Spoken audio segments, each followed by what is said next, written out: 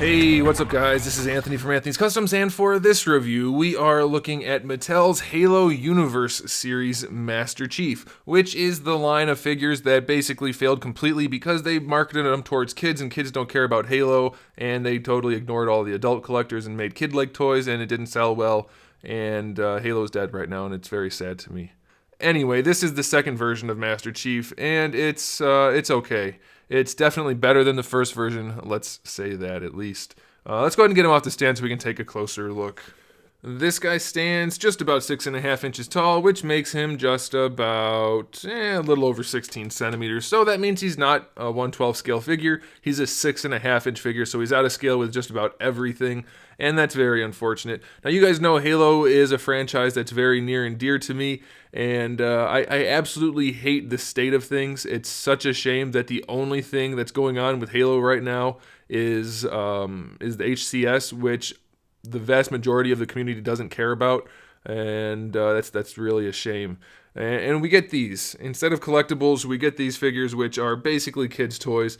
Yes, this one has more paint on it. It still feels and looks like a kid's toy. It definitely looks better than the first one, which I was more accepting of when it first came out, when I didn't think that they were just going to totally not care. As the first wave went on, the quality dropped and the kiddiness went up. And for this figure, it's a step in the right direction, but definitely too little and far too late. This figure was due to come out over a year ago, and they're still not even widespread. So even if it was great, nobody'd be able to buy it, practically speaking. So it's very disappointing.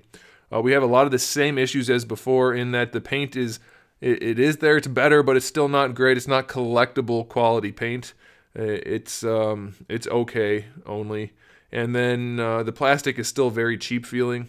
They have improved some things. The feet are now molded. It's a lot like the Toys R Us exclusive one that I reviewed not that long ago. That one was kind of a turd. This is definitely a little bit better looking than that. But you can even see on the visor, there's not visor color going all the way up. It's just kind of thrown on there. Not very well done.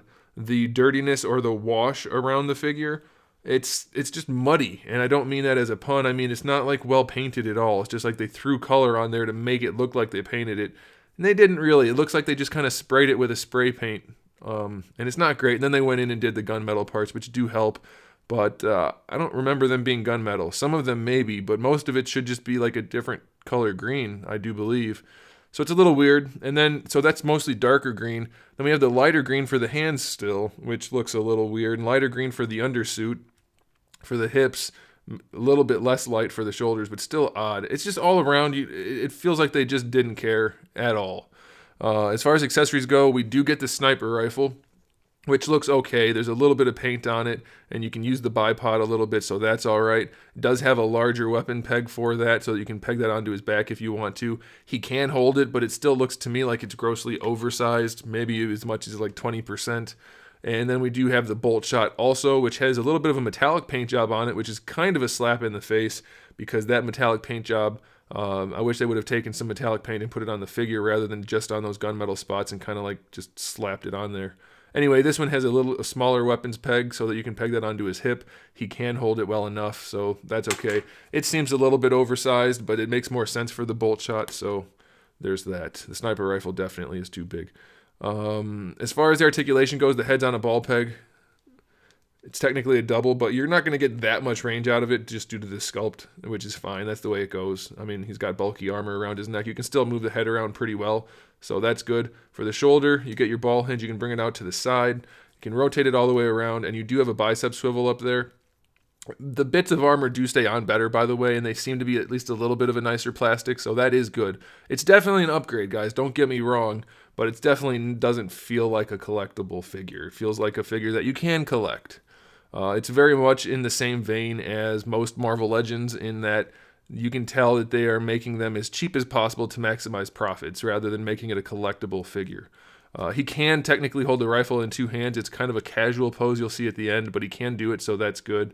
The double jointed elbow, but it mostly just is a single joint. This top one doesn't want to move at all, and I think it should have at least a little bit of hinge in there if it's designed the way I think it is internally, but you get about 90 degrees out of that. For the wrist, you have a swivel and a hinge, trigger finger on both sides. For the torso, you do get a ball peg. It might technically be a double, but it basically works like a single. And it rotates a little bit, not all the way. Leans just a little bit, not very much at all. Side to side is just a little bit again, so it's pretty minimal. For the hips, you can bring the legs basically all the way out to the side, which is pretty good. Not the ugliest hips either, so that's okay. Bringing the legs forward, you get resistance, but you can get them about that far without really flexing anything. You can get them a little bit higher, but you can see it's very ovular for the hip and the socket, so that it looks okay like that, but when you rotate it, you end up with a gap, and the hip part is fighting against the butt part. So that's why you have a little bit of resistance there. You do have a thigh swivel, which works nicely, and then you have a double jointed knee, which works pretty nicely too. A lot of the figure's still encumbered by this removable armor, which is, I'm telling you, strictly for production cost cutting. It's not for selling. I mean, maybe for little kids, but clearly they weren't buying it, so I don't think as adult collectors we should be buying it either. For the ankles, you just have a hinge, which gives you minimal range going forward and back.